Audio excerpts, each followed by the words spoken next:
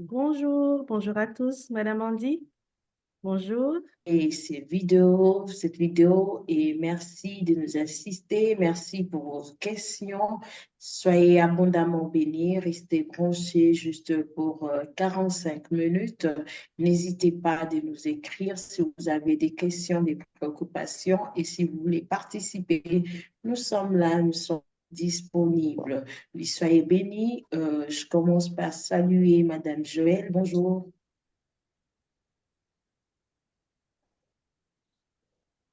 Bonjour, Madame Joël, votre micro. Ouais. Oui, voilà. Bonjour à tous. Bonjour à vous. Bonjour. Très contente d'être encore sur ce plateau. C'est une grâce. Merci. Amen. Bonjour, Madame Abigail.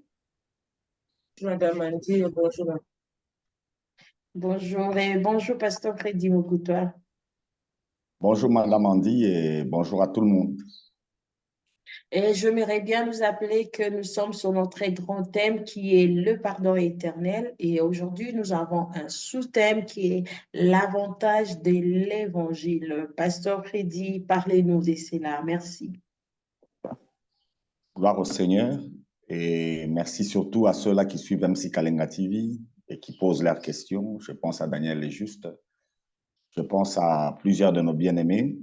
Que Dieu vous bénisse.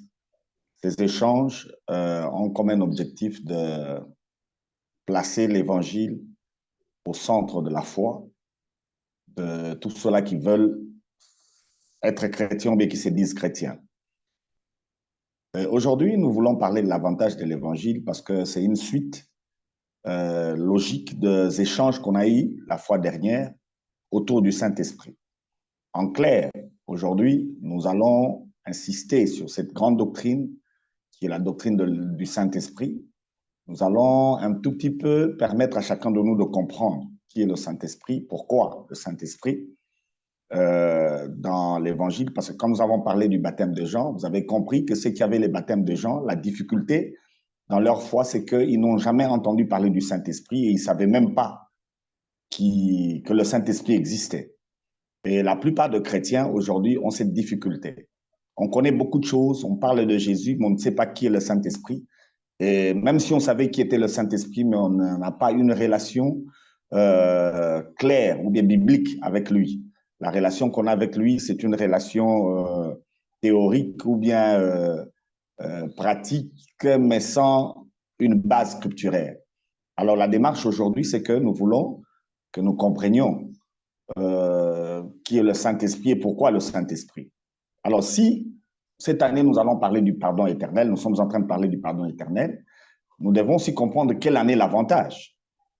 Si Dieu nous pardonne nos péchés, alors qu'est-ce qu'il nous accorde comme avantage? Qu'est-ce qu'on reçoit si Dieu pardonne le péché? Qu'est-ce qu'on devient si Dieu pardonne les péchés? Qu'est-ce qui se passe si Dieu pardonne les péchés?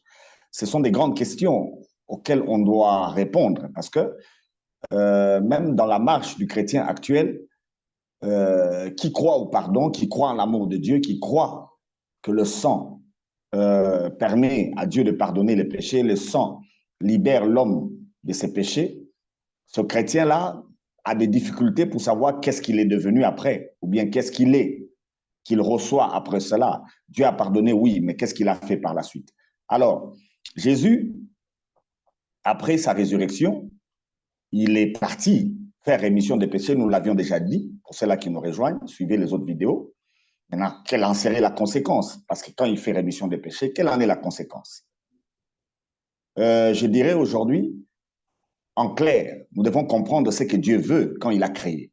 Parce que le pardon du péché fait partie des conséquences de cette création de Dieu. Qu'est-ce que Dieu veut dans le fond? Nous l'avions déjà dit dans d'autres émissions ici. La volonté de Dieu, c'est que personne ne se perde. Donc Dieu, en créant, il avait déjà prévu les saluts. Et sa volonté, c'est que personne ne se perde. Mais sous le plan pratique maintenant, quand Dieu ne veut pas que les gens se perdent, qu'est-ce qu'il fait? Qu'est-ce qu'il fait? Madame Joël peut nous aider avec les livres d'Exode. Nous allons comprendre quelque chose pour mieux saisir l'avantage de l'Évangile. L'Évangile reste la bonne nouvelle qui nous parle de la mort de Jésus, sa résurrection et sa glorification, ainsi que son retour. Alors, Exode 25, Madame Joël, verset 8, vous allez associer Exode 29, verset 45, Exode 37, verset 27. Toujours dans Exode 25, 8, Exode 45, Exode 29, 45, et puis Exode 37, verset 27, qui dit la même chose. Exode 25, 8. Les Israélites me feront un lieu saint et j'habiterai au milieu d'eux. Gloire au Seigneur. Exode 29, quel verset? 45. Je serai présent parmi les Israélites et je serai leur Dieu. Gloire au Seigneur. 37, 27. 37, 27. Il fabrique 2 anneaux en or et il les fixe de chaque côté de l'autel. Au-dessus de la bordure, on passera des barres dans les anneaux pour le transporter. Non, je ne pense pas que ce soit ça. C'est 37. pas ça. Non, 37, 27. 27, oui, c'est pas ça. Mais on a compris l'idée. Donc,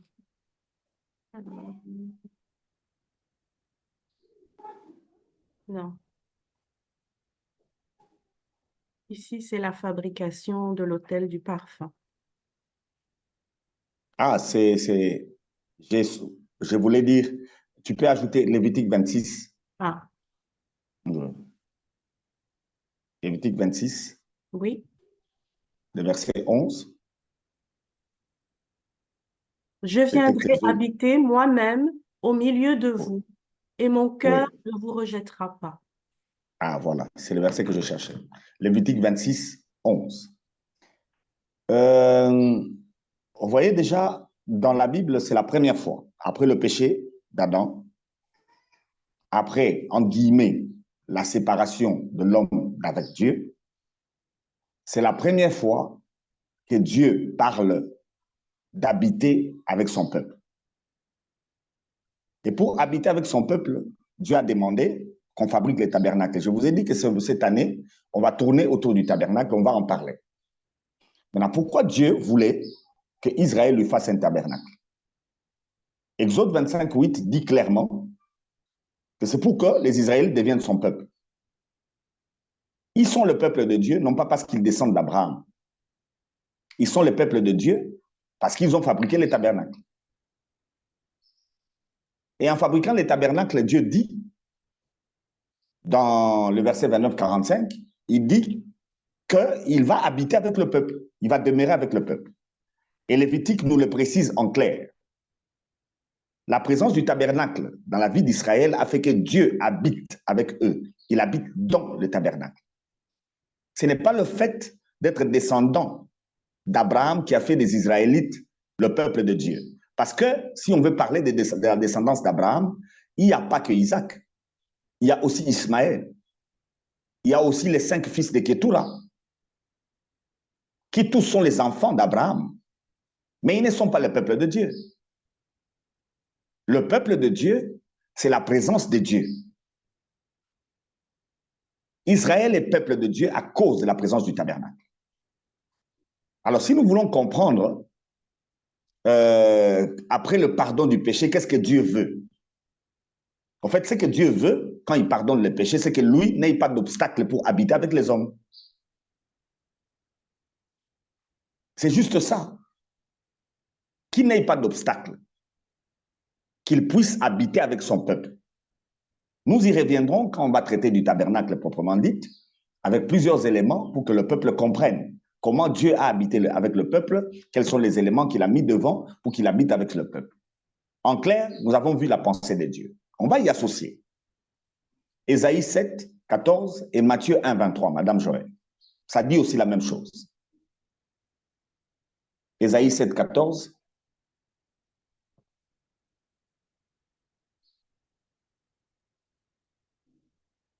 Et Isaïe, excusez-moi. 7, 14, oui.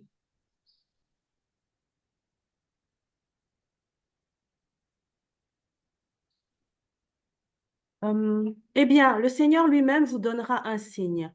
La jeune femme sera enceinte et elle mettra au monde un fils. Elle l'appellera Emmanuel, c'est-à-dire Dieu avec nous.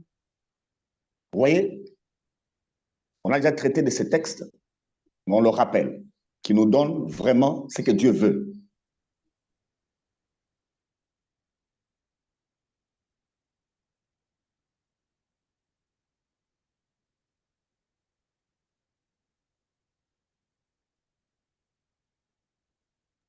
Il y a un problème de connexion avec le pasteur. Il y a un signe qui avait été demandé à Akab. Par incrédulité, il n'a pas demandé un signe à Dieu. Pardon?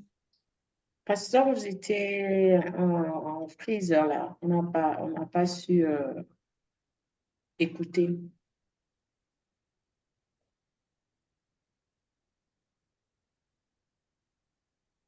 Encore une fois.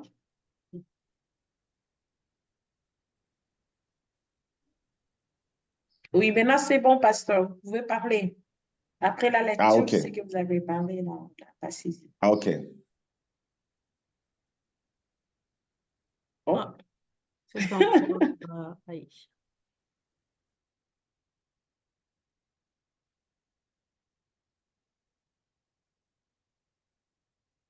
Ok. Je disais ceci, on a demandé un signe, c'est Dieu qui a dit, je suis là.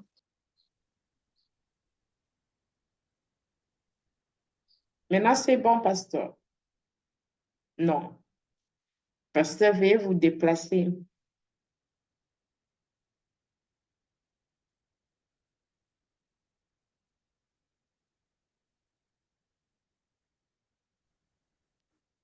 Oh là là. Vous voulez changer de poste, pasteur?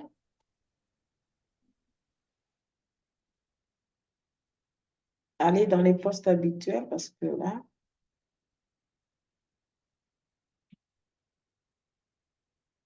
oui, les réseaux, mon frère. Mon frère Cheda, je vous salue. Oui, c'est les réseaux qui dérangent un peu. Espérons que ça va s'établir. Oui, maintenant que le pasteur a changé de poste, espérons.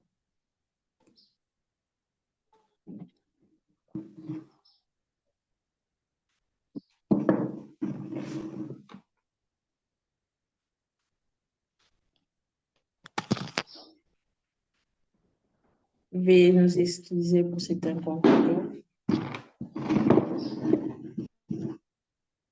En attendant que le pasteur change de poste.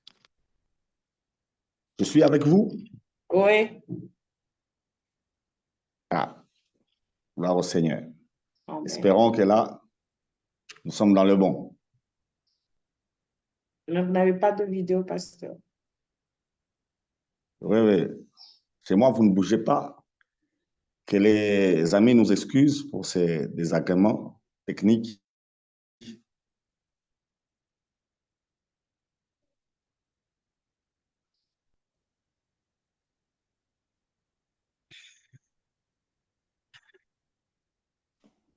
Gloire au Seigneur. Je pense que là, je suis revenu. Oui. OK. On est en train de parler de Akab, à qui on a demandé un signe par les prophètes Ésaïe. Et voilà que il n'a pas voulu demander ses croyances spirituelles, mais c'est par incrédulité. Je disais qu'il y a plusieurs personnes qui pensent être spirituelles, qui n'osent pas expérimenter la grâce de Dieu ou bien expérimenter la bonté de Dieu, et qui n'osent pas demander des signes quand ils parlent avec Dieu ou bien déclarer sur des signes quand ils sont en train d'exercer les ministères. Ils se disent qu'ils ont la foi, qu'ils sont matures, mais moi je dirais seulement que c'est de l'incrédulité. Nous avons ce cas. Je suis avec vous? Oui. Je suis avec ce cas de notre bien-aimé Akab, à qui on avait demandé de demander un signe qu'il n'a pas fait, et Dieu a donné son signe. Quel est ce signe? La jeune fille sera enceinte et elle enfantera un fils. On lui donnera le nom d'Emmanuel. Emmanuel qui veut dire Dieu parmi nous. Madame Joël, ajoutez-moi Matthieu 1, 23.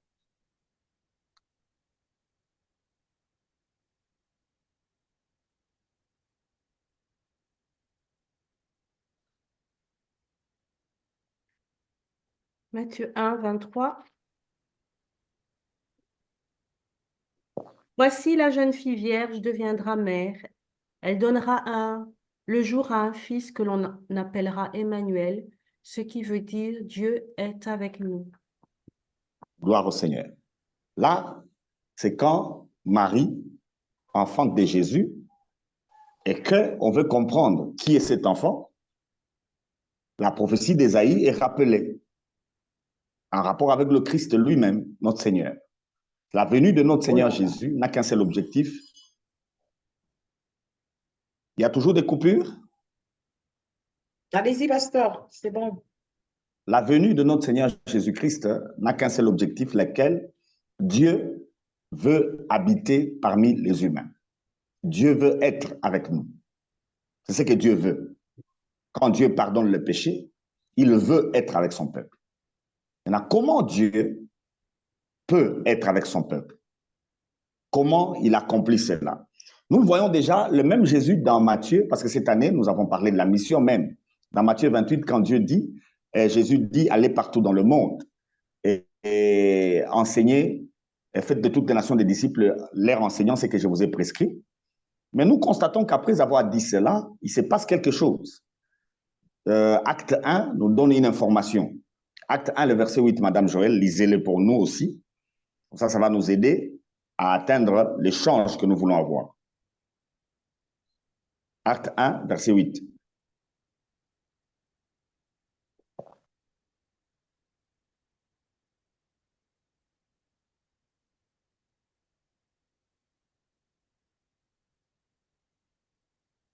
Le micro, Madame Joël. Mais bientôt le Saint-Esprit descendra sur vous et vous revêtira de force pour vous rendre capable d'être mes témoins à Jérusalem, à travers toute la Judée et la Samarie et jusqu'au bout du monde. Gloire au Seigneur. Vous voyez, le même Jésus qui a dit d'aller, le même Jésus a dit que pour faire ce travail, pour être ses témoins, pour être ses martyrs partout dans le monde, les disciples avaient besoin du Saint-Esprit. C'est pourquoi le verset qui est en haut, il l'éclaire, il leur dit d'attendre.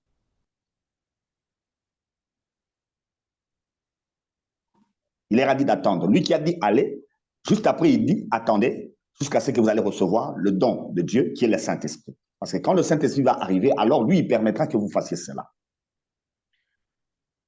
On ajoute un texte, Madame Joël.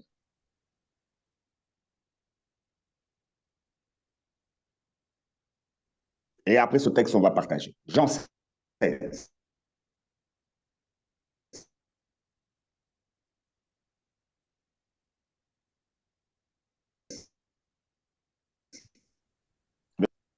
Nous n'avons pas entendu le verset, pasteur. Jean 16, 7 et 8.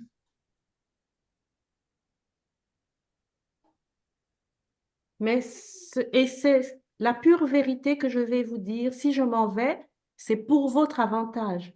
En effet, si je ne m'en allais pas, le conseiller divin ne viendrait pas vers vous. Il est donc préférable pour vous de me voir partir, car alors je vous l'enverrai. Quand il sera venu... Gloire au Seigneur. On peut s'arrêter là. On peut s'arrêter là. Vous comprendrez que pour Jésus, il est avantageux que lui s'en aille. Et nous avons dit que l'évangile, c'est que Jésus est parti avec son sang auprès du Père pour faire expiation de péché, quand on a parlé du pardon éternel. Et il dit qu'il est avantageux. Cet avantage, ce n'est pas seulement pour que nous ayons le pardon, mais cet avantage, c'est pour que le Saint-Esprit soit donné. C'est pour que le consolateur vienne. C'est pour que le Saint-Esprit vienne. C'est ça l'avantage. C'est pourquoi il dit aux disciples, après sa résurrection, d'attendre. Si Jésus meurt à la croix, il monte au ciel avec le sang et que le Saint-Esprit ne vient pas, je vous assure que rien ne s'est fait. Par rapport aux humains, nous sommes encore dans nos péchés. Par rapport aux humains, nous sommes perdus. Le Saint-Esprit est pratiquement la conséquence du salut que nous avons. Il est la conséquence du salut. Si nous sommes sauvés, Dieu fait don du Saint-Esprit, un point, un trait. D'ailleurs, si on peut ajouter un texte, Madame Joël, Romains 8. Romains 8. Lisez-moi le verset 9 et le verset 14. Ajoutons cela. Romains 8, on a déjà partagé ça toute une année, mais on y revient un peu. Romains 8, 9 et 14. Mais vous n'êtes plus au service de vos penchants naturels. Vous vivez sous le contrôle de l'Esprit de Dieu. Vous suivez ses injonctions si du moins il a fait sa demeure en vous. Évidemment, si quelqu'un n'a pas l'Esprit du Christ en lui, il ne fait pas partie des siens. Ce n'est pas un vrai chrétien. Car ceux qui se laissent diriger par l'Esprit de Dieu sont fils de Dieu. On est fils de Dieu, pas parce qu'on appartient à une église, ou bien parce qu'on croit que Jésus est mort et qu'il est ressuscité. On est fils de Dieu parce qu'on a le Saint-Esprit.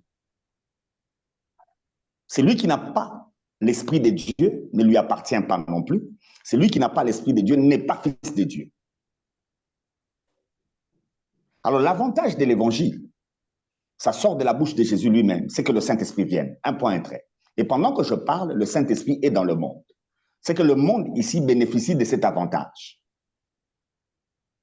Et c'est pourquoi, cette année, nous allons beaucoup traîner sur l'Évangile et nous allons démontrer la puissance qui est liée à l'Évangile. Mais aujourd'hui, je voulais que nous puissions comprendre, et je veux que nous comprenions l'avantage que nous avons quand nous prêchons l'Évangile, ou bien l'avantage que nous avons quand il y a eu le pardon du péché, ou bien l'avantage que nous avons quand nous avons cru en l'Évangile de Dieu. Cet avantage, c'est qu'il nous a été fait don du Saint-Esprit.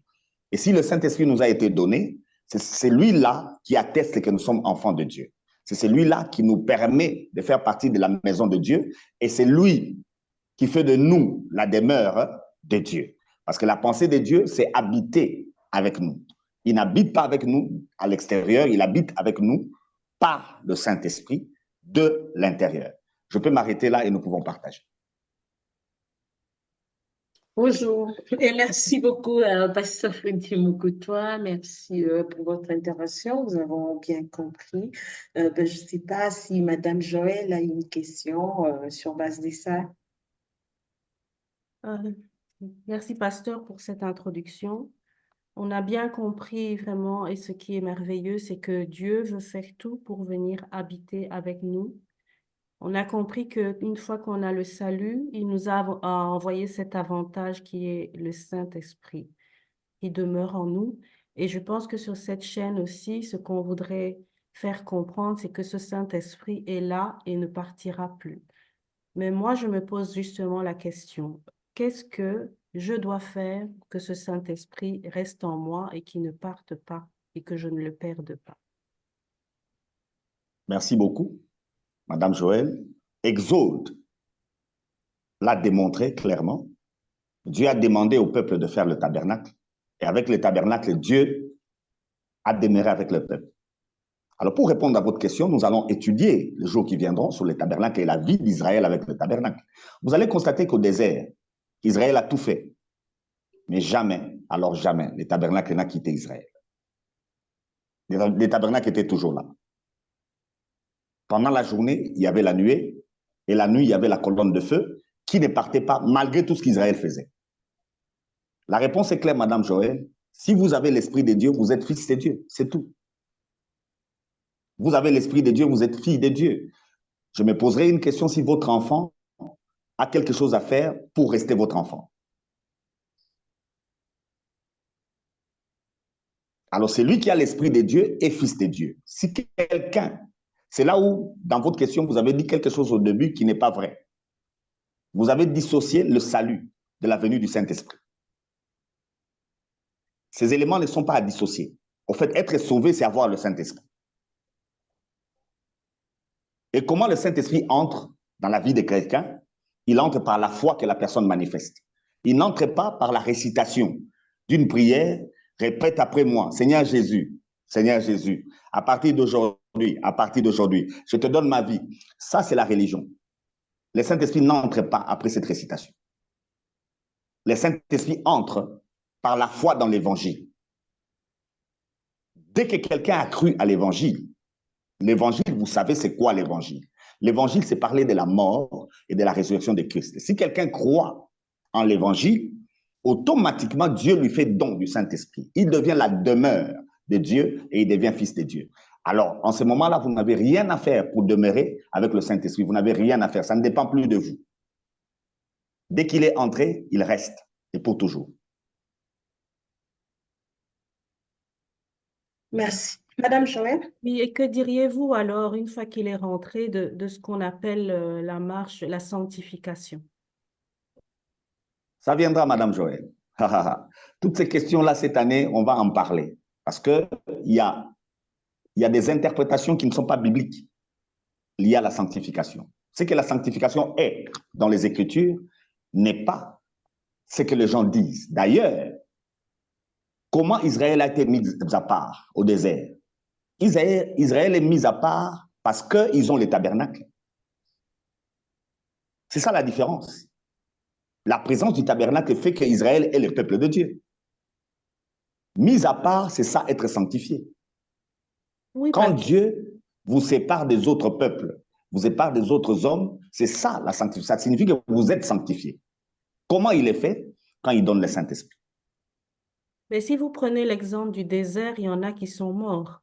Il y en a qui ont été engloutis, il y en a qui ont été mordus par des serpents, même en ayant le Saint-Esprit. Donc, ceux-là, ils ont fait quelque chose qui fait qu'ils ont dû subir une sanction. Donc, moi, je me dis, le grand Dieu saint vit en moi, et moi, je ne voudrais pas faire quelque chose qui ferait que j'ai une sanction. Lisez-moi Luc 10, 24, Madame, s'il vous plaît.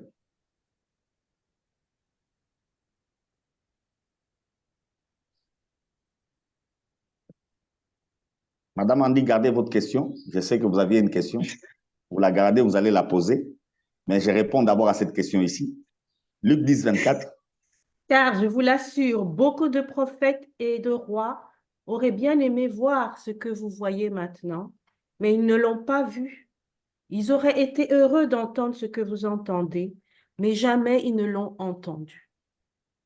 Parmi ces gens-là qui ont voulu voir, qui ont voulu entendre, il y a ces gens qui sont morts au désert. Madame Joël, ces gens-là n'avaient pas le Saint-Esprit en eux. Le tabernacle est l'image, c'est le type. L'Ancien Testament est l'ombre. La réalité est en Christ. Aucun de ces gens qui étaient là au désert était sauvé. Aucun d'entre eux n'était sauvé. Mais avec eux, Dieu nous donnait les types du salut qu'il va nous donner, il va nous accorder. Il nous enseignait ces choses, ont été là pour nous servir d'exemple, pour que nous puissions voir comment Dieu sauve. Alors, c'est pourquoi, dans les déserts, Dieu ne parle pas d'une particularité. Je vais vous donner un exemple simple. Vous savez que Moïse n'est pas entré dans la terre promise. Vous êtes d'accord avec moi que Moïse n'est pas entré? Vous êtes d'accord avec moi qu'Aaron n'est pas entré? Peut-on dire que Moïse n'est pas sauvé? Non. Donc, ce qui se passe au désert, c'est juste le type. Parmi ces gens qui sont morts au désert, il y en a qui seront au ciel.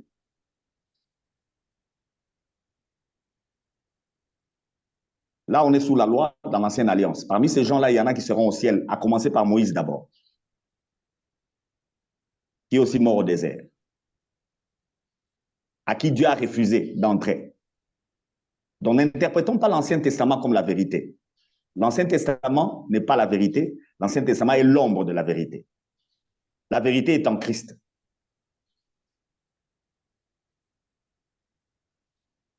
Quand nous lisons l'Ancien Testament, c'est l'ombre. L'Ancien Testament n'est pas à rejeter. Parce que c'est avec l'Ancien Testament que vous comprenez. L'Ancien Testament nous donne des images de ce qui est spirituel.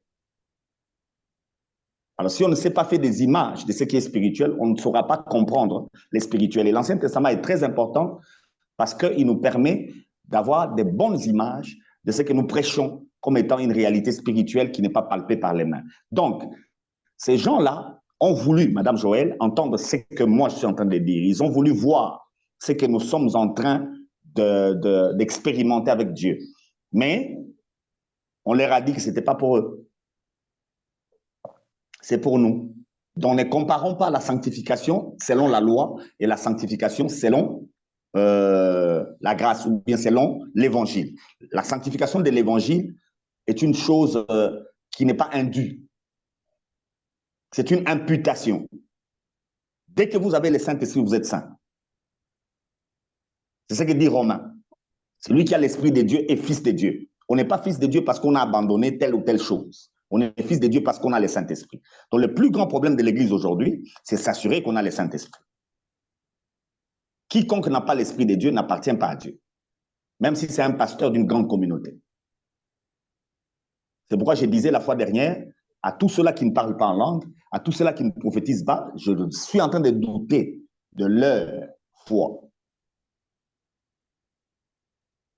Et si je commence à douter de leur foi, je douterai aussi de leur salut.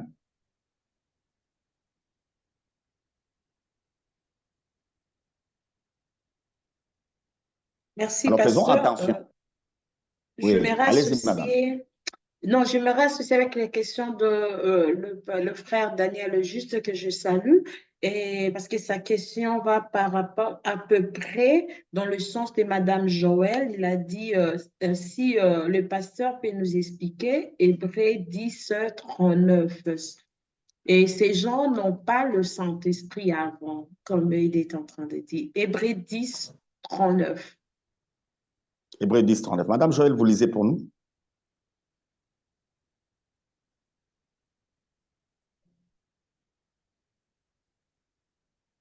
Oui.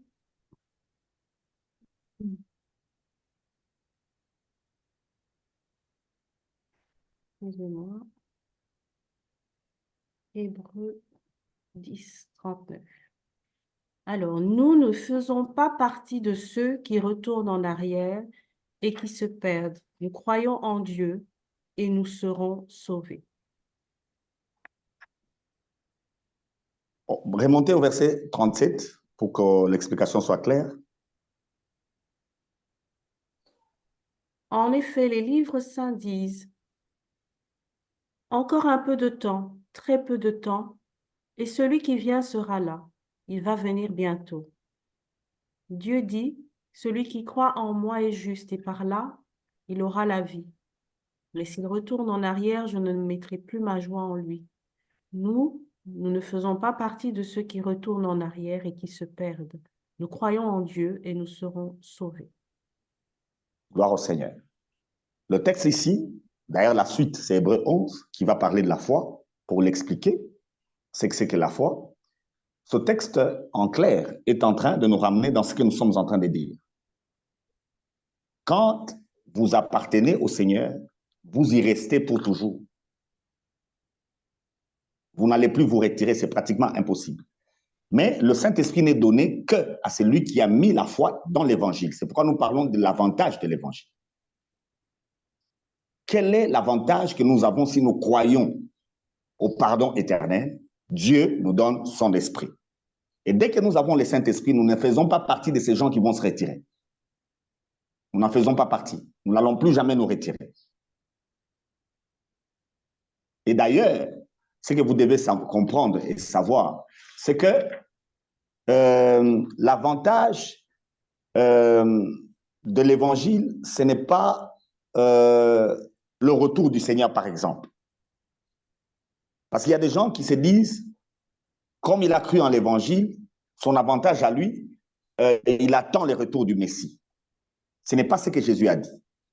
Moins encore, quand nous parlons des derniers jours. Les derniers jours, ce n'est pas une question de péché. Les derniers jours n'ont rien à voir avec le péché. Quand on est au dernier jour, il y a un élément qui s'est fait. Dieu répand son esprit. Donc, c'est les signes qui marquent les derniers jours. Pour comprendre qu'on est au dernier jour, le Saint-Esprit est là. La venue du Saint-Esprit est la marque du dernier jour. C'est ce que Pierre nous a dit dans les Actes et c'est ce que Joël 22 nous dit. Quand Jésus a terminé le travail, en allant au ciel, présentant son sang, quand il dit tout est accompli et que toute la gloire lui a été remise, qu'est-ce qu'il fait? Il répand le Saint-Esprit sur la terre auprès de ceux qui croient. Pas sur tout le monde. Ceux qui croient à quoi? À l'Évangile. Donc, il faut que nous prêchions l'Évangile pour que les gens croient en l'Évangile. Dès qu'ils ont cru, Dieu leur fait don du Saint-Esprit. Alors, ce n'est pas une église ou une communauté qui fait des croyants. avec ses principes et sa discipline. Si quelqu'un obéit à votre discipline, à votre principe et tout ça, là, vous dites que ça, c'est un vrai chrétien. Vous vous trompez, ce n'est que de la religion. Le salut, c'est le don du Saint-Esprit. Donc, ce que je dirais à mon bien-aimé Daniel est juste, ce texte concerne les personnes qui sont sauvées, qui ont le Saint-Esprit en eux, qui ne se retirent pas, qui ont la foi. Ça n'a rien à voir avec une marche par les œuvres ou quelqu'un qui ne buvait plus, qui commence à boire, ou bien quelqu'un qui fréquentait une communauté, en guillemets, et qui ne la fréquente plus, et on dit qu'il s'est retiré. C'est pas ça. Ça n'a rien à voir. La rétrogradation dans le salut, elle n'existe pas. La rétrogradation, c'est lié à nos communautés. Les rétrogrades, là, je vous l'ai dit, il est sauvé. Hein.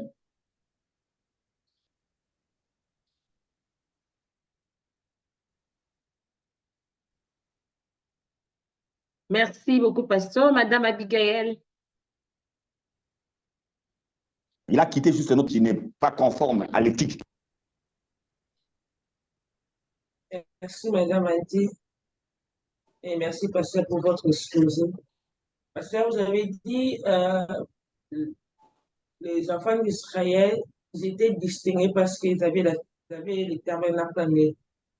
À travers les tabernacles, ça veut dire Dieu habitait à nous, Dieu était parmi eux. Et aujourd'hui, nous sommes aussi distingués à cause du Saint-Esprit qui habite en nous. C'est la même chose par rapport à ce que Dieu avait fait aux enfants d'Israël. Si pour eux, c'était les tabernacles. Pour nous, maintenant, c'est le Saint-Esprit qui habite en nous. Oui. Et puis, vous avez dit encore une chose en disant que non, si nous avons reçu le Saint-Esprit, et si tu ne parles pas en langue, vous doutez un peu de la présence du Saint-Esprit en toi, en nous, disons. Est-ce que c'est normal que quelqu'un reçoit le Saint-Esprit ou c'est vraiment obligatoire si quelqu'un reçoit le Saint-Esprit qui doit toujours parler en langue ou on peut aussi recevoir le Saint-Esprit sans pour autant aussi parler en langue? Merci, pasteur. Merci beaucoup, Madame Abigail. Le texte que nous avons lu de Romains nous montre clairement que Dieu fait don de son esprit à ceux qui croient. Celui qui n'a pas son esprit ne lui appartient pas non plus. Mais au moment où Dieu fait don du Saint-Esprit, c'est au moment où la personne a cru. C'est la foi de la personne qui permet au Saint-Esprit d'entrer. En fait, si je peux l'expliquer autrement, c'est plutôt le Saint-Esprit qui entre et qui fait la foi. Parce que le Saint-Esprit est l'auteur de cette foi. L'homme n'a rien en lui. C'est le Saint-Esprit qui lui donne ça. Pour comprendre l'évangile et pour prêcher l'évangile, c'est le Saint-Esprit qui est l'acteur. Alors, en agissant, le Saint-Esprit vous marque. Et quand il vous marque, c'est ça le salut. Pendant qu'il l'est fait, la personne peut être bénéficiaire de l'expérience de la plénitude. Au même moment du salut, la personne peut expérimenter la plénitude et il parle en langue, ou bien il prophétise. Mais il y en a qui, quand ils ont la foi du salut, ils ne sont pas remplis. Ils ne parlent pas en langue directement. Et ils parleront après. Mais si un chrétien, toute sa vie de la foi, ni la prophétie, ni le parler en langue, moi je vais douter. Celui qui n'a pas l'esprit de Dieu n'est pas fils de Dieu. Donc, cela veut dire qu'il n'a pas le Saint-Esprit en lui aussi. Je vais douter, Madame Abiga.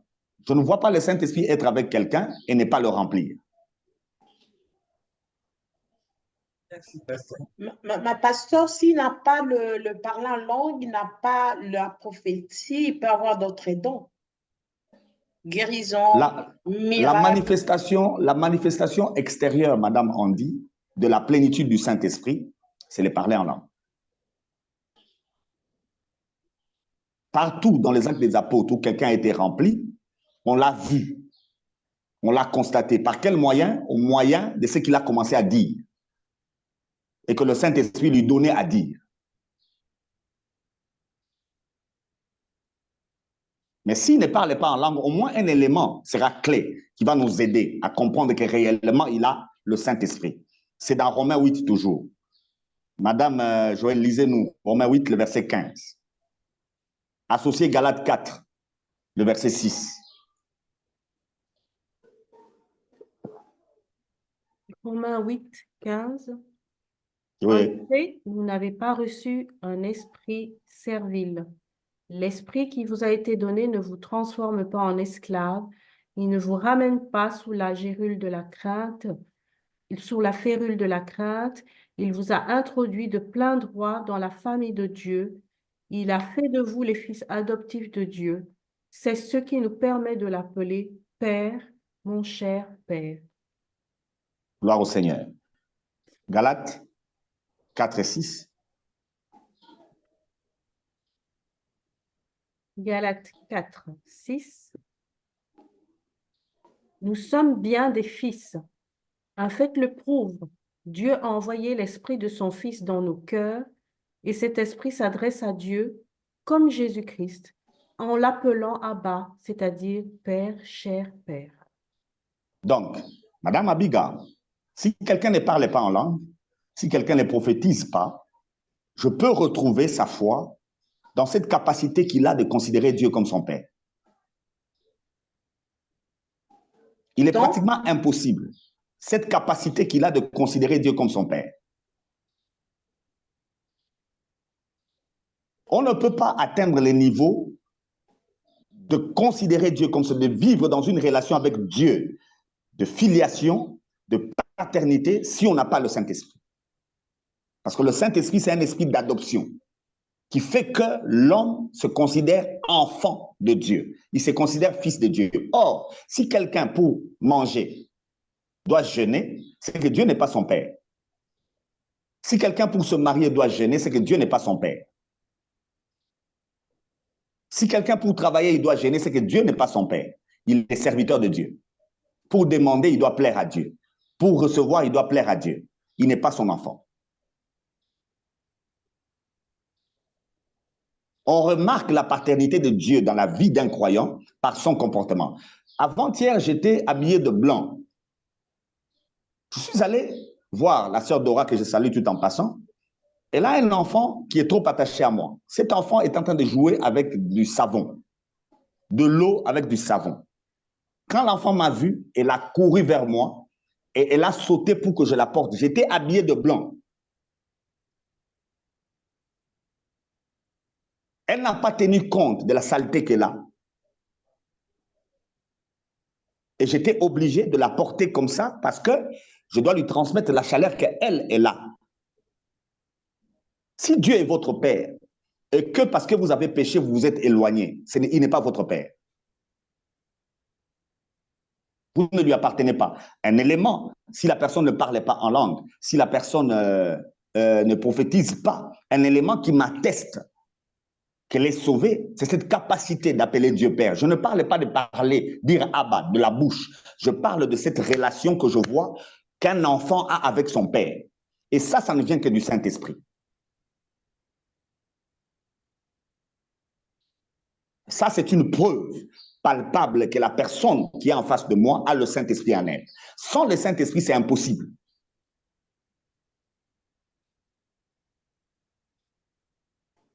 Merci beaucoup, Pasteur. Sorry, Angie. Oui. Pasteur, merci pour votre réponse. Vous venez un peu de dire quelque chose ici à propos de serviteur et un fils. Alors, ça sera mieux aussi si vous expliquez bien l'avantage ou bien le rapport entre serviteur, Dieu et ses serviteurs, ou entre Dieu et ses enfants. Parce que la plupart des gens aiment bien dire, moi je suis serviteur de Dieu.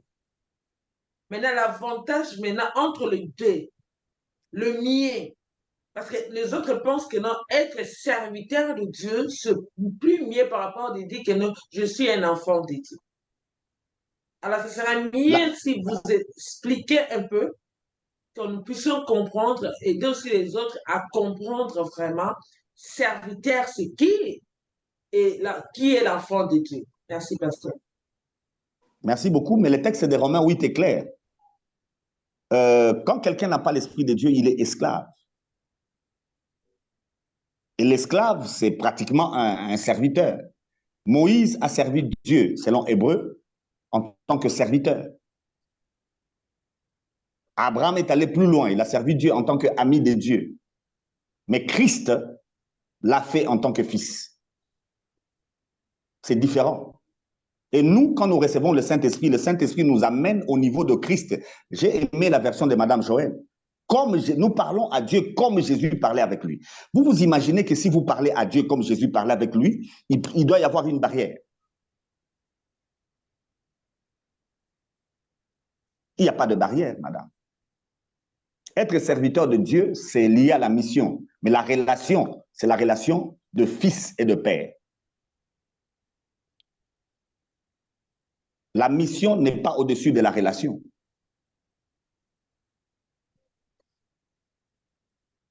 Nous n'avons rien à faire pour devenir fils et nous n'avons rien à faire pour demeurer fils.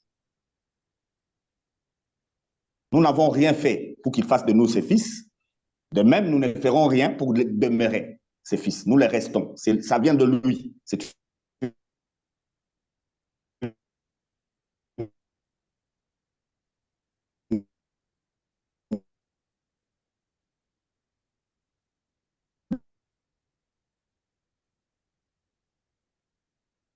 Ah, j'avais une question par rapport à cela quand le pasteur est prêt avec sa connexion.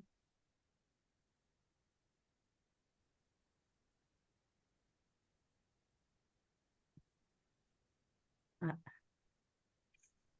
Pasteur, vous êtes avec nous? Oui, moi je suis là. Je ne sais pas, vous me voyez? Oui, vous, oui, mais je voulais savoir si le pasteur était positionné, s'il nous Ah, entendait. non, le pasteur, pas encore, je pense, non. Il est en train de cracher. Il y avait aussi une question de mon frère Franck Kafumba, que je salue, qui est en train de nous suivre. Et en nous attendant le pasteur, mon frère Franck, pour répondre à votre question. Moi, je pense qu'il a déjà répondu. C'est ce que vous avez posé. Si vous nous avez suivis, il a déjà répondu, mais je le dirai quand même. Le frère a dit, je voulais comprendre un peu lorsque le pasteur dit qu'il doute de la personne qui a le Saint-Esprit et ne parle pas en langue. Donc, tout chrétien, tout chrétien est appelé à parler en langue et à prophétiser.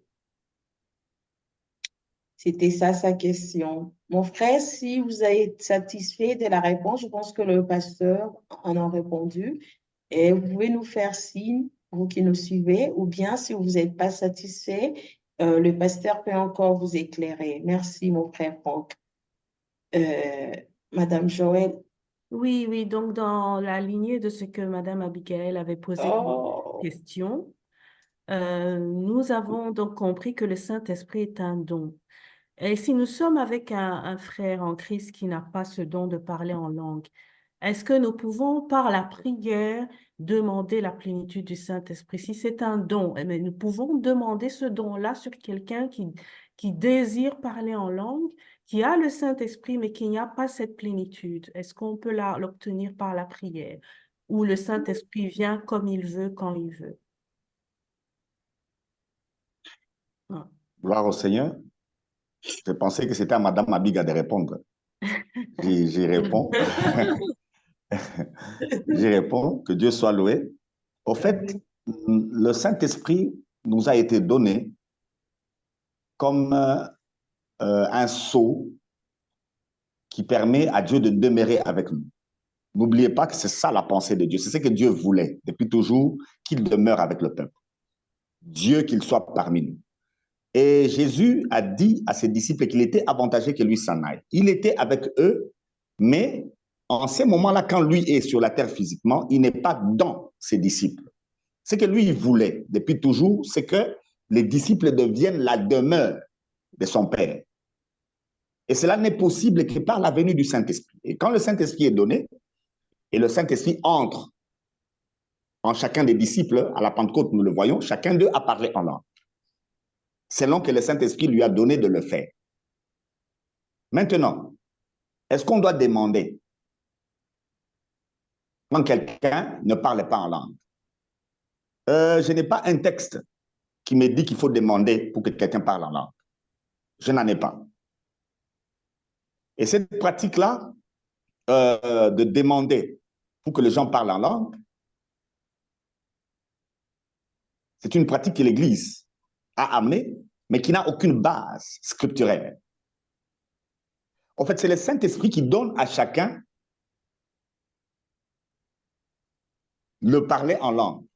Je ne parle pas du don de parler en langue, je parle du miracle, ce qui arrive quand quelqu'un est rempli. Ça arrive à tout le monde. Il y a des gens qui ont le don de parler en langue. Pour cela, l'Église peut demander que nous ayons ce genre de personnes dans l'Église. On en parlera ici. Un homme ne peut pas demander à Dieu un don spirituel parce que nous naissons avec. Mais ici, je parle du don du Saint-Esprit.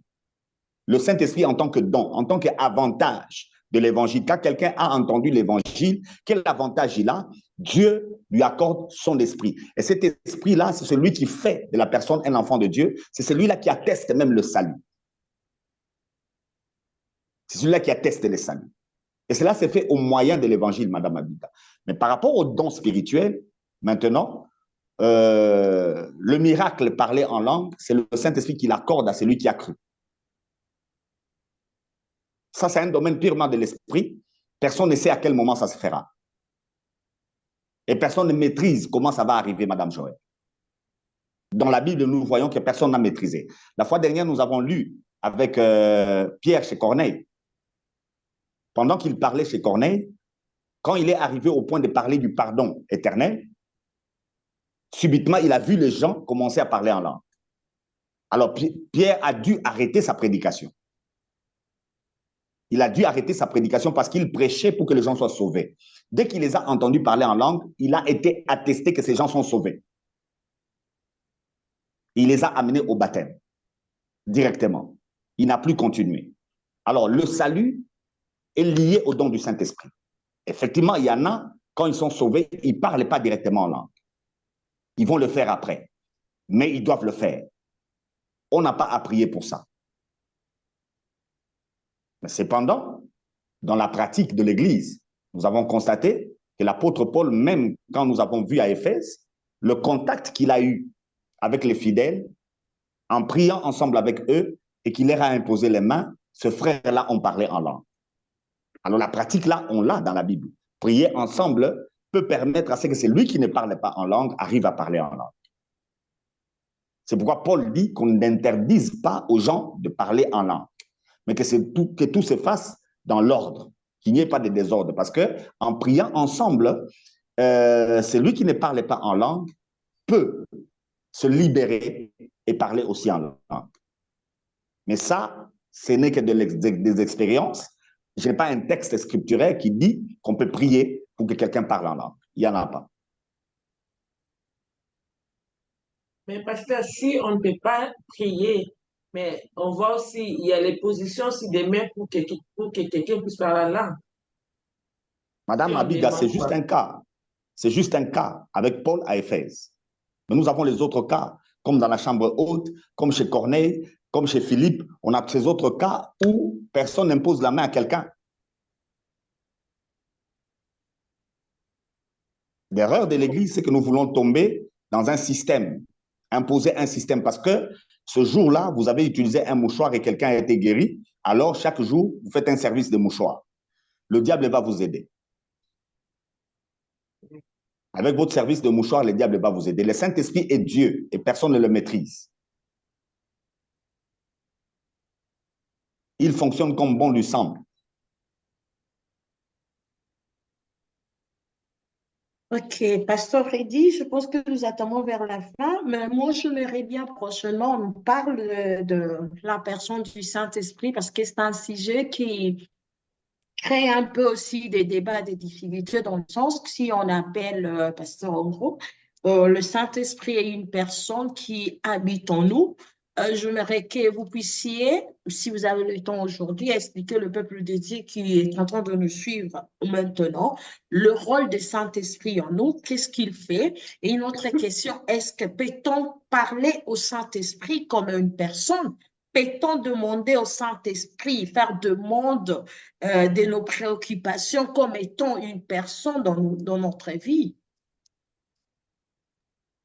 Madame Andy, avant que Pasteur rentre dans les détails, je pense qu'il y a une question qui a vraiment aussi un point par rapport à ce qu'on vient de dire Vas-y, oui. de notre cher Yves Titamba qui dit, j'aime quand vous dites que le parler en langue arrive sans être programmé. Pourquoi alors imposer aux chrétiens de le faire? Un pasteur est bloqué. Oh, Ah non. non, Je suis là? non, ça. Oui, Je suis là? oui, oui. Ah, ok. Avance. Nous n'imposons à personne de parler en langue. Voilà.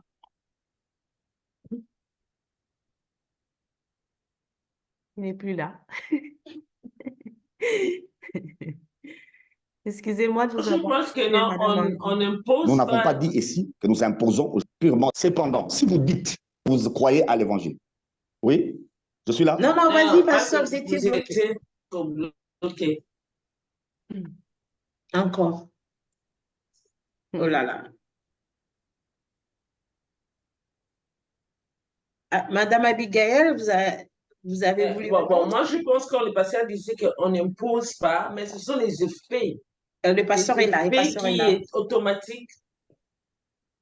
Pasteur est Pasteur, à là. vous de répondre. Oui. Ah.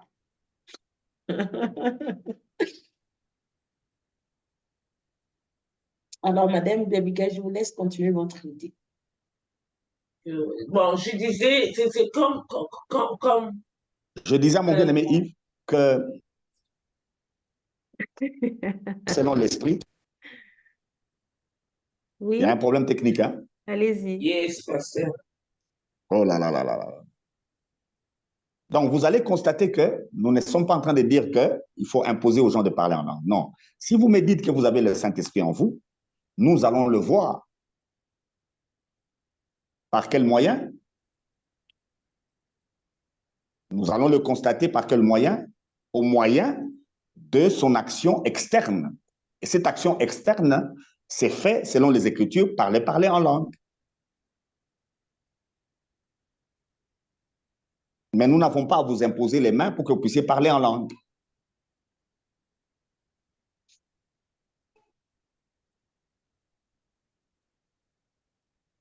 Je me suis fait comprendre?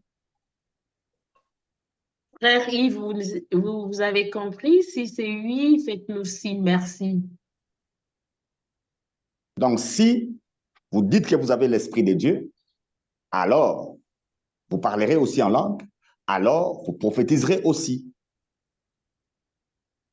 Si tel n'est pas le cas, c'est que vous n'avez pas l'Esprit.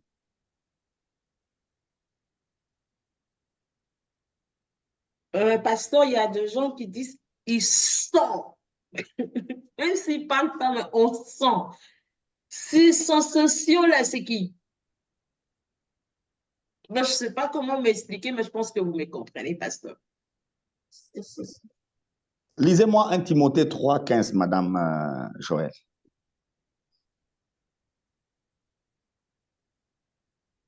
Et après, vous allez m'associer Galates 3, 3. Je crois que le frère Yves n'est pas d'accord. Ouais, j'ai compris qu'il n'est pas d'accord. Lisez-moi 1 Timothée 3, 15 et Galates 3, 3. 1 Timothée 3, 15. Afin que, si ma venue devait être retardée, tu saches en attendant comment on doit se comporter dans la maison de Dieu. Car il s'agit de l'Église du Dieu vivant qui, telle une colonne, porte et soutient la vérité, un lieu où elle est solidement établie. Galates 3, 3. Pardon? Galates 3, 3. Galates 3, 3.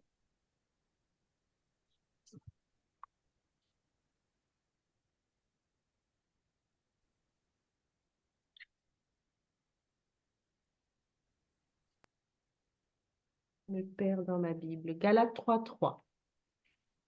Euh, Manquez-vous à ce point d'intelligence? Vous avez commencé votre vie chrétienne avec l'Esprit de Dieu et vous voulez la parachever par vos propres efforts. Croyez-vous que vous atteindrez la perfection par des pratiques matérielles? Gloire au Seigneur. Madame Andy, je vous réponds. Je réponds directement aussi à mon bien-aimé Yves, qui n'est pas encore satisfait. L'Église est la colonne de la vérité. Elle est non seulement la colonne, mais l'appui de la vérité. Nous ne pouvons dire que ce qui est écrit. Nous ne pouvons nous attacher qu'à ce qui est biblique. Nous ne pouvons pas nous mettre là en train de parler des pratiques ou bien des expériences des hommes. Les expériences sont les gens selon que le Saint-Esprit les donne à chacun. Mais nous restons dans les Écritures en train de défendre ce que les Écritures nous disent. L'Évangile, c'est parler de la mort et de la résurrection de Christ. En clair, c'est parler du pardon éternel. C'est ça l'Évangile. Maintenant, cet Évangile a quel avantage? Dieu nous fait don de son Esprit. Et le Saint-Esprit, quand il arrive en nous, il atteste notre salut, il fait de nous des enfants de Dieu, mais il n'est pas venu juste à vide. Il développe en nous ce que nous appelons les dons spirituels, qui nous a dotés depuis que nous sommes nés. Mais quand il arrive en nous, ça c'est pour tous les chrétiens sans exception, il les remplit. Et cette plénitude est extériorisée. Et dans toutes les Écritures, c'est le parler en langue qui rend la plénitude de l'esprit extérieur. Et chez les Corinthiens, Paul a insisté qu'on n'empêche pas aux gens de parler en langue dans une communauté chrétienne, mais que cela s'efface avec ordre. Se parler en langue dans la Bible, on ne voit pas quelqu'un, ce miracle-là, la voir parce qu'on lui a imposé les mains. Non. C'est plutôt par la prédication de l'Évangile qu'on atteste la venue du Saint-Esprit et la plénitude. Certes, à Éphèse, après avoir prêché l'Évangile à ses disciples de Jean, Paul leur a imposé les mains et ils ont reçu le Saint-Esprit. C'est-à-dire ils ont parlé en langue, en clair. Dans les Écritures, quand on dit ils ont reçu le Saint-Esprit, ils ont parlé en langue. On a vu un élément externe se faire. Maintenant, si nous ne l'imposons pas à l'Église, cependant, il atteste, il prouve que vous avez le Saint-Esprit. Maintenant, si nous, on n'a pas une preuve que vous avez le Saint-Esprit, comment on peut déclarer que vous êtes sauvés? Ça n'a rien à voir avec la discipline d'une église, ça n'a rien à voir avec les méthodes d'une église. C'est ce que Galate dit. Chez les Galates, Paul dit, vous avez commencé par l'esprit. Comment vous voulez terminer? Par la chair. Et cette chair est expliquée bien dans la Bible de Madame Joël, c'est par vos efforts, c'est par des pratiques externes. C'est là où j'ai dit à Madame Andy, quand je dis que je sens, je pense que ce n'est pas le Saint-Esprit. Le Saint-Esprit, il faut croire. C'est vrai, il m'arrive de sentir. Mais je ne m'appuie pas sur ce que je sens. Parce que si je m'appuie sur ce que je sens, le diable va m'aider. Quand demain, je manquerai cette sensation, lui, le diable peut me donner cette sensation, et quand je l'aurai, je penserai que c'est toujours le Saint-Esprit. C'est pourquoi je ne peux pas m'appuyer sur le senti. Je m'appuie sur la foi. Parce que le senti peut mentir. Je salue le révérend Jean Bosco Kindomba, qui, en parlant des sentiments, il dit sentiment. Les sentis te mentent. C'est du domaine de l'esprit. L'Église est la colonne de la vérité. L'Église doit travailler pour protéger la vérité. Mais l'Église aura toujours un problème. L'ennemi de l'Église, ce n'est pas le pécheur. L'ennemi de l'Église, c'est celui-là qui travaille sans le Saint-Esprit. Pasteur, C'est celui-là l'ennemi de l'Église. Oui. Pasteur, vous avez dit imposition des mains, c'était un cas, on a seulement un seul cas, et le Saint-Esprit vient en prêchant l'Évangile. Mais si nous allons sur Acte 2, verset 2, nous voyons que la Bible dit, tout à coup, il vint. Donc, ils étaient en train de prêcher la parole, ou ils étaient là parce que nous savons que non, ils étaient effrayés d'aller dehors parce qu'ils avaient peur, parce que Jésus venait de mourir ou d'être ressuscité. Alors, lorsque le Saint-Esprit descendit, lorsque les disciples étaient dans la chambre haute, ils prêchaient la parole, ou parce Oui, que là-bas on dit c'est tout à coup, donc où le Saint-Esprit est venu directement, là on ne prêchait pas la parole, ou c'était parce que c'était la première fois. Dans Acte 1, 8, verset 7, je l'avais dit ici, Jésus a dit aux disciples d'attendre. Ils étaient en attente du Saint-Esprit. Jésus a dit qu'il vous était avantagé que je m'en aille. Maintenant qu'il est parti, il leur a dit d'attendre que le Saint-Esprit vienne et qu'eux commencent maintenant à travailler. Sous le plan humain, effectivement, ils avaient peur. C'est pourquoi ils sont allés se cacher dans cette chambre haute, sous le plan humain. Mais les disciples étaient en attente. Ils ne savaient pas à quel moment l'Esprit viendrait. Mais avec l'Ancien Testament, nous pouvons comprendre les choses facilement. Il y a eu la Pâque. Jésus a été livré. Et le Saint-Esprit est arrivé à la Pentecôte. Pourquoi? Parce que le Saint-Esprit, c'est la moisson.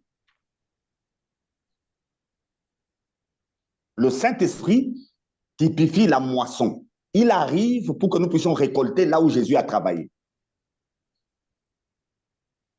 Jésus a travaillé pour le salut des âmes et nous venons moissonner. Les cœurs des âmes sont déjà préparés au salut. Maintenant, l'évangile, par nous porté, est en train de nous permettre de moissonner. Ce n'est pas nous qui sauvons les âmes. Jésus les a sauvés à la croix. Pendant que nous parlons, le pardon du péché est pour l'humanité entière. Mais qui va entrer? C'est celui-là qui va écouter l'évangile. Donc, il n'y a pas des gens prédestinés à l'enfer. En mourant à la croix, c'est pour l'humanité entière. Ne sera sauvé que celui qui va entendre parler de l'évangile. Et l'Église est la colonne de cet évangile. Alors, si l'Église se détourne de l'évangile, l'Église commence à travailler par un autre esprit que par l'Esprit de Dieu. Alors, Madame Andy, effectivement, vous avez raison. Le peuple de Dieu doit connaître qui est le Saint-Esprit. Il doit savoir ce que le Saint-Esprit fait. Mais pour ceux-là qui nous rejoignent, je ne saurais pas revenir à ça, que les gens rejoignent les vidéos que nous avons. On a déjà parlé du Saint-Esprit, ce qu'il fait. Auprès des païens, il les convainc du péché, du jugement et de la justice. Auprès du croyant, il le convainc qu'il est enfant de Dieu. Alors, si vous êtes enfant de Dieu et que vous êtes convaincu des péchés, je vous dis clairement que vous n'êtes pas un enfant de Dieu, vous êtes un pécheur. Vous avez besoin du salut. Parce que le Saint-Esprit ne peut pas vous convaincre de péché si vous êtes un enfant de Dieu. Si vous êtes convaincu de péché, vous pouvez être un païen. Vous avez besoin qu'on vous prêche l'évangile et que vous puissiez bénéficier de l'avantage du salut, l'avantage de l'évangile. L'avantage de l'évangile, c'est avoir le Saint-Esprit. Et si on a le Saint-Esprit, on est fils de Dieu. Et si on est fils de Dieu, on est héritier de Dieu. Si on est héritier de Dieu, on est adopté et c'est pour l'éternité. On est en sécurité. Alors, si tel n'est pas le cas, c'est que vous n'avez pas l'Esprit de Dieu. Mais pasteur, est-ce qu'on peut avoir l'Esprit de Dieu et manquer de connaissances? C'est-à-dire, comme vous venez de le dire, quelqu'un qui a écouté la parole, qui a reçu le Saint-Esprit, mais qui ne connaît pas les bienfaits et les bénéfices. Et c'est ça tout simplement que notre frère Yves demande encore, est-ce que nous pourrons déduire que tout chrétien qui n'a jamais parlé en langue n'a jamais reçu le Saint-Esprit? Moi, je demande, est-ce qu'on peut avoir reçu le Saint-Esprit, mais parce qu'on n'est pas conscient que le parler en langue est un cadeau qui vient avec ça, ben, on ne parle pas en langue tout simplement par manque de connaissances, parce qu'on ne sait pas qu'est-ce qui est attaché à cette personne du Saint-Esprit. Oui, l'ignorance peut faire qu'on n'expérimente pas la grâce qui est donnée. Mais cependant, je n'ai pas donné que le parler en langue et la prophétie comme élément. J'ai donné un élément très capital, c'est l'adoption. Oui. La réalité de l'adoption. Quelqu'un qui est adopté par Dieu, nous le voyons dans son comportement. Si quelqu'un doute de la paternité de Dieu, de sa relation de fils avec Dieu, je doute également de son salut. Pendant que la suite aussi est vraie, Parce que si réellement vous avez le Saint-Esprit, vous parlerez aussi en langue. La suite est vraie. Comment vous avez le Saint-Esprit et vous n'êtes pas rempli de lui? 10 ans, 20 ans après, vous n'êtes pas rempli de lui. C'est là où nous devons nous attaquer, comme Paul s'est attaqué aux ennemis qui ont voulu prendre les Galates. Ils ont commencé avec l'évangile, parlant de la mort de Christ, de sa crucifixion, de sa résurrection, de son élévation, mais par la suite, ils veulent faire des choses pour plaire à Dieu. Non, quand on est enfant, on est enfant. Mon fils n'a pas besoin de faire quelque chose à la maison pour qu'il mange. Ne donnons pas à Dieu l'image de nos pères, surtout les pères africains, qui n'achetaient des vélos que quand on a réussi à l'école.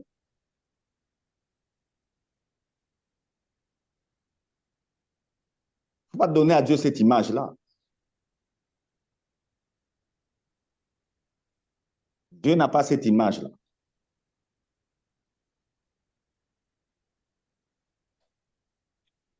Pasteur, s'il vous plaît, répondez-moi à ceci. Peut-on prier au Saint-Esprit? Peut-on parler au Saint-Esprit? Qu'est-ce que le Saint-Esprit fait, Madame Andy? Il atteste Quand vous dites que vous devez... chrétien. Non, non, maintenant, dans cette pratique de la prière, Ouais. qu'est-ce que le Saint-Esprit fait dans la prière? Qu'est-ce qu'il fait? Il nous Il nous aide aide à à prier. C'est prier. toujours Romains 8. Vous ne savez pas prier, c'est lui qui vous aide. C'est déjà l'orgueil quand vous voulez lui parler. Mais pourquoi on l'appelle personne? Parce qu'une personne, on sous-entend qu'on peut Je lui dis, c'est parler. déjà l'orgueil quand vous lui parlez. Sachez-le que quand vous priez, c'est lui qui prie par vous. Donc, ce n'est même pas vous parce que vous ne savez pas prier. Maintenant, quand vous commencez à lui parler, c'est que quelque part, vous vous dissociez de lui, vous dites que vous êtes capable. C'est pourquoi vous voulez lui demander à lui de vous aider, n'est-ce pas? N'est-ce pas, madame? Si c'est lui qui crée en vous parce que et le nous, les vouloir, voyons, cher Mais si c'est lui qui Saint-Esprit. crée en vous, si c'est lui qui crée en vous et le vouloir et le faire, si c'est lui qui prie par vous, comment vous lui demandez de vous aider à prier? C'est que quelque part, ce n'est pas lui qui prie par vous. C'est vous qui priez vous-même et vous voulez son soutien. Quand je parle et que vous me comprenez et que vous dites que ce que je dis vient des Écritures, mes frères et sœurs, ça ne vient pas de moi, c'est le Saint-Esprit qui le fait au travers de ma personne. C'est pourquoi c'est un avantage. Abraham, Moïse, David et tout le reste voulaient entendre, voulaient voir ce que nous sommes en train de voir maintenant. Mais ils n'ont pas vu. Vous les voyez. En fait, pendant que je parle, pendant que nous échangeons, en clair, ce n'est pas nous, c'est le Saint-Esprit. Je vous ai parlé du livre des Actes des Apôtres. En clair, le livre des Actes des Apôtres devait être appelé Actes du Saint-Esprit. Parce que tous ces envoyés étaient envoyés par l'Esprit. Et ils agissaient par l'Esprit. C'est pourquoi le livre lui-même n'a pas de conclusion. Le Saint-Esprit, sachant qu'il continue à travailler, c'est le seul livre des Écritures qui n'a pas de conclusion. Parce que le Saint-Esprit sait qu'il continue à travailler. Maintenant, Madame Andy, vous ne savez pas comment prier. Vous demandez au Saint-Esprit de vous aider à prier. Pendant que c'est lui qui prie par vous. C'est que vous ignorez qu'il est là. Vous ignorez sa présence et vous ignorez même son action. Donc, on ne peut pas parler au Saint-Esprit, pasteur. Nous parlons au Père par le Saint-Esprit. Sans lui, nous ne parlions même pas au Père. Si nous appelons Dieu notre Père, c'est parce que le Saint-Esprit parle par nous. S'il ne le fait pas, vous n'appellerez jamais Dieu Père. Jamais. Vous êtes une simple créature. Dieu est trop loin de vous. Vous ne pouvez pas atteindre ce que Dieu pense. Et la pensée de Dieu, c'est le Saint-Esprit. Si vous pensez comme Dieu pense, ce n'est pas vous qui pensez. C'est le Saint-Esprit qui pense au travers de vous. Pasteur, je sais que nous Donc la attendons prière est adressée à Dieu. Oui. Vers la Je disais fin, que la mais prière est j'aimerais que adressée vous au Père. expliquiez Oui. ces versets d'Ézéchiel, pasteur. Vous savez bien, il y a quelqu'un qui a besoin de réponse sur ça, pasteur. Veuillez m'expliquer ça. Sur Ézéchiel 37, 9, qui dit parle, que le Seigneur dit à Ézéchiel de parler à l'esprit. Oui. Ézéchiel 37. Bon, Madame Joël peut lire. 9.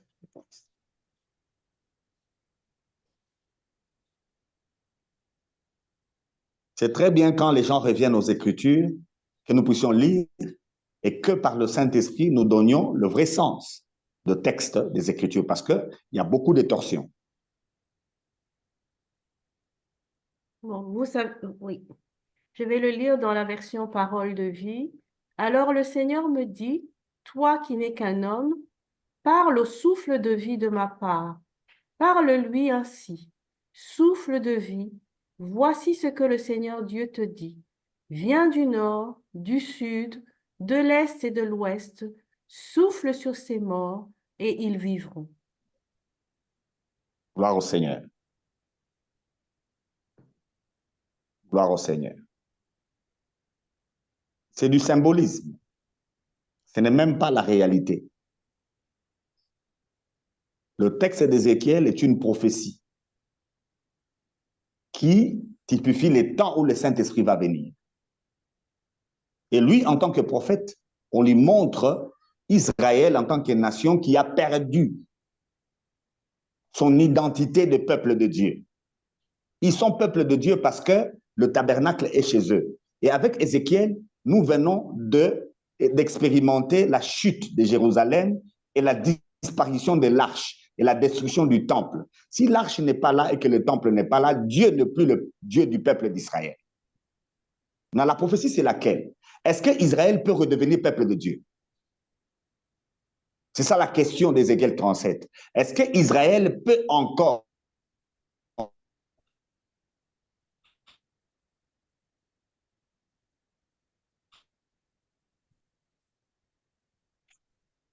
redevenir le peuple de Dieu? Romains 8 nous donne l'olivier sauvage et l'olivier franc. Vous allez comprendre qu'Israël redeviendra peuple de Dieu. Quand? Quand l'Esprit va aussi aller vers eux.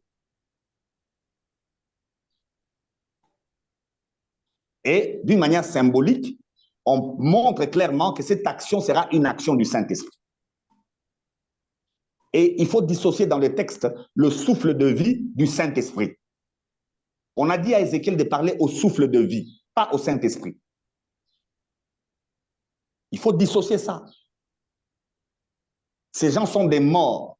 Maintenant, un mort, pour qu'il revienne à la vie, il a besoin du souffle de vie. Ézéchiel, le prophète, parle au souffle de vie. Mais dans le même texte, on démontre clairement que celui qui va agir, c'est l'Esprit de Dieu qui vient des 4 vents. C'est ça l'interprétation du texte, Madame Andy. C'est du symbolisme. Ça n'a rien à voir avec la prière. Nous sommes arrivés à la fin de notre mission. Aujourd'hui, on a même débordé. Je pense qu'il y a beaucoup de questions, et surtout sur la personne du Saint-Esprit. Mais en ça, pasteur, vous allez nous expliquer aussi, je verrai bien une mission sur comment nous pouvons prier, à qui nous devons prier, parce qu'il y a aussi de mélange sur ça. Je pense que quand, auparavant, on a prié aussi au Saint-Esprit, quand même, le Seigneur, on a eu de résultats, pasteur. Quelque part. On a eu de résultats, peut-être c'est par la bonté du Seigneur, par notre ignorance. Il a répondu. Et quelque part, si je vois la Bible, elle dit qu'il n'aime pas des ignorants. Tout ça, ça fait un peu de complications dans nos têtes. Pasteur, si prochainement, on peut encore revenir juste au début, même pour 30 minutes, parce que nous avons débordé vraiment le temps. Et à toute personne qui nous a suivis ou bien qui va nous suivre même après, si vous avez des questions, n'hésitez pas de nous écrire. Et si vous avez aussi à commenter, comme ça va toujours nous aider. Et soyez abondamment bénis. Pasteur, votre mot de la fin. Merci. Merci, Madame Andy, et merci à tous ceux qui nous ont suivis, aux bien-aimés qui ont posé leurs questions. Et c'est ce que nous voulons sur ces échanges, que chacun entre, que chacun pose sa question et que cette question trouve un éclaircissement qui est appuyé par les Saintes Écritures. Et c'est ce qui est important. Et l'avantage que nous avons, nous, aujourd'hui, dans l'Église, c'est que nous n'avons pas peur des questions. Toutes les questions qui sont posées, nous savons qu'elles sont contrôlées par l'Esprit de Dieu et les réponses que nous allons donner sont aussi contrôlées par l'Esprit de Dieu. Et nous avons les Écritures qui vont attester si ce que nous disons ou ce que nous disons est vrai ou bien est faux. Et c'est pourquoi nous sommes à l'aise. Sentez-vous à l'aise aussi, vous qui posez ces questions. Que le Seigneur vous bénisse. Alors, en clair, la démarche aujourd'hui, si je peux terminer, c'est que je dirais comme l'apôtre Jean, dans son épître, il dit, reconnaissez en ceci l'Esprit de Dieu. Tout esprit, c'est Jean, 1 Jean, le chapitre 4, je crois le verset 3, 1 à 3.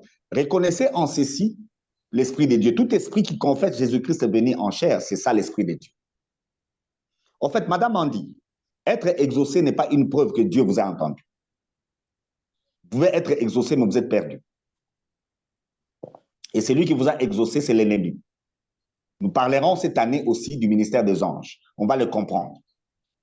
Nous avons des anges qui se sont rebellés de Dieu et qui répondent aux questions de ceux qui se rebellent.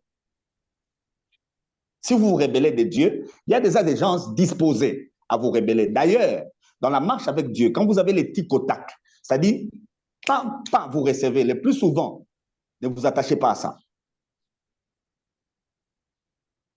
C'est souvent les rebelles qui répondent directement. Avec Dieu, nous sommes dans une école. Et cette école-là, c'est une école où lui, il est patient. Et il veut nous apprendre. Il veut que nous puissions grandir. Ce qui lui importe le plus, c'est notre maturité dans la foi.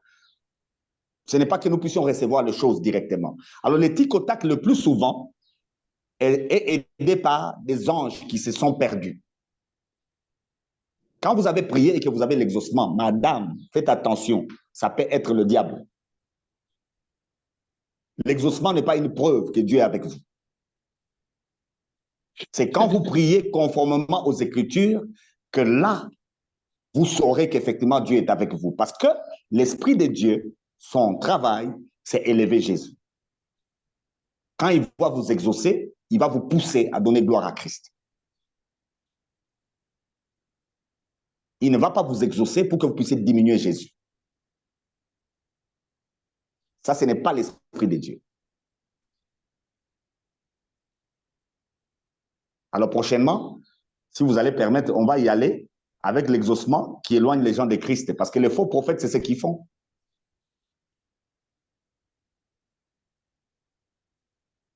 C'est ce qu'ils font. On prophétise sur des matchs de football et toutes ces histoires-là. Et quand les matchs donnent les résultats, on croit qu'on est avec Dieu. Le féticheur l'a fait aussi. Ces joueurs qui sont montés sur le terrain, les féticheurs leur avaient dit que le match, ça sera 1-1. Vous et les féticheurs, vous êtes les mêmes personnes. Élevons Jésus. Que Dieu vous bénisse. Amen. Que vous bénisse aussi, Pasteur Freddy. Merci beaucoup pour tout. Madame Joël, vous avez quelque chose à dire, je vois. Non, Madame Abigail. Pasteur, nous votre monde a fait beaucoup de questions donc préparez-vous à nous répondre sur toutes ces questions parce que vous avez fait sortir de choses là vraiment qui nécessitent des explications, Pasteur Freddy. Mais Madame Abigail, vous avez quelque chose? Non. OK. On se voit demain sur notre rubrique À l'écoute de la parole. Que Dieu vous bénisse. Et chaque samedi sur notre rubrique de Prier ensemble. Venez prier ensemble avec nous. Nous vous aimons tant. On est ensemble, famille. À la prochaine. Bye bye. Au revoir à tous. Bye.